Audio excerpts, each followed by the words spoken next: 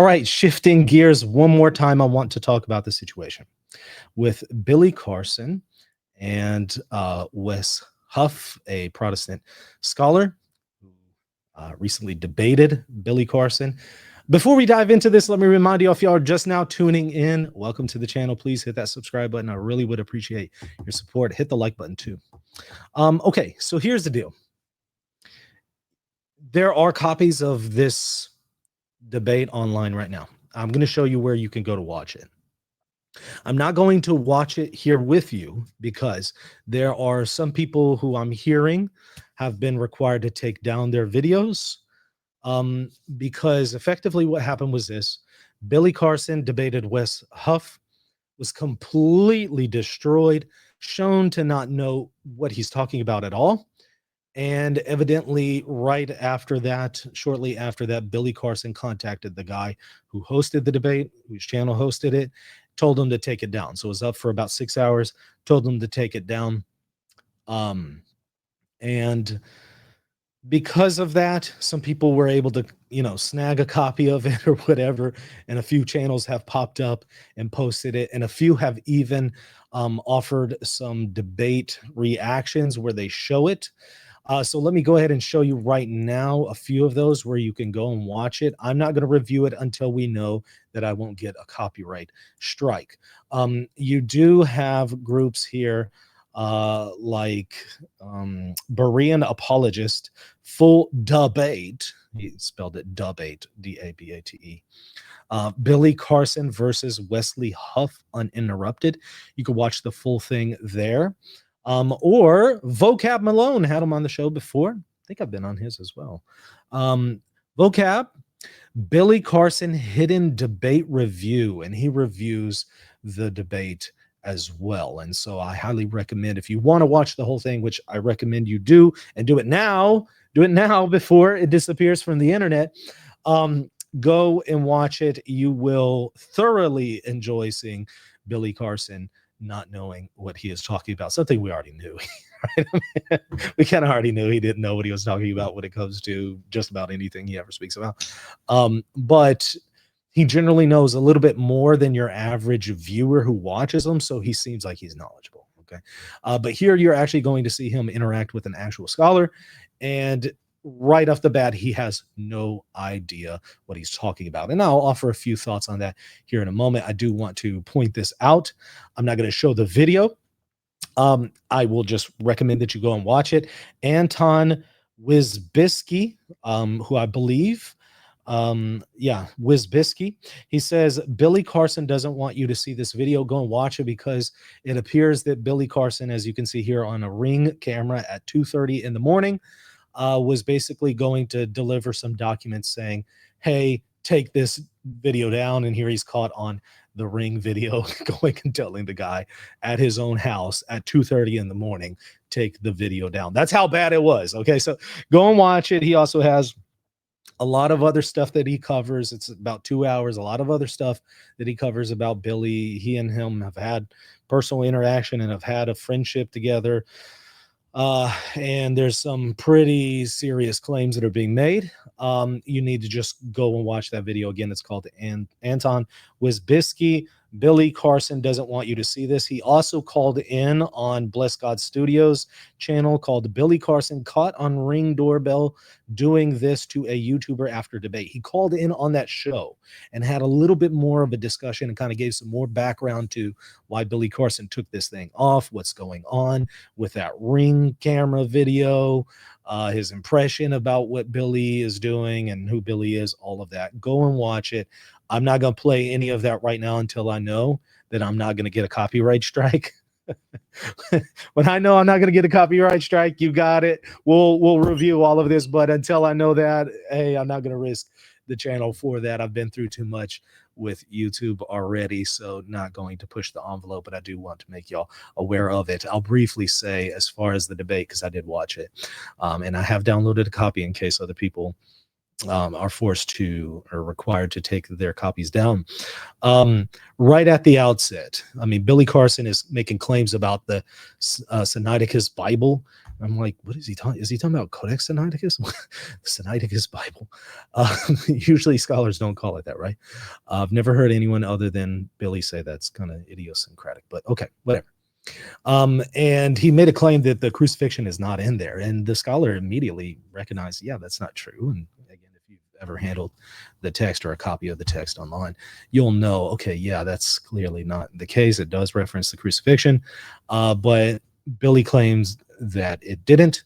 Well, he pulls a copy of Codex Sinaiticus off the shelf, off his library, and shows to him, it's right here in Matthew 27, John 19, and so on. And then it's kind of at that point, Billy realized, okay, I don't know what I'm doing here. This guy knows what he's talking about. And he then looked it up further, and he's like, oh, it's the Gospel of Barnabas, which is a known forgery. Why are you trying to? And then the scholar points that out. It's a known forgery, gives a few examples. I mean, this is the same one that mentions Muhammad by name explicitly, right? Okay, clearly this is a very late forgery.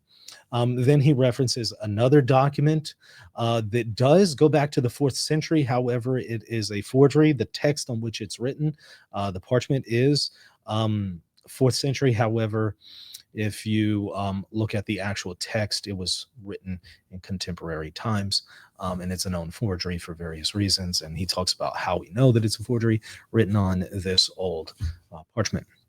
Parchment, I believe. It's either parchment or papyrus for that time period.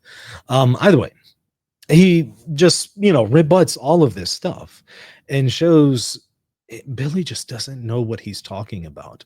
And there's some parts where the moderator kind of goes on a tangent and expresses some concerns that he has with Christianity. He claims he's a Christian, but then expresses some of those concerns, and then they go down those rabbit trails and finally come back full circle and get back to the issues. And every time the scholar tries to get back to the issues, Billy is trying to move on to a different subject because it's clear that he's already been debunked what was previously claimed.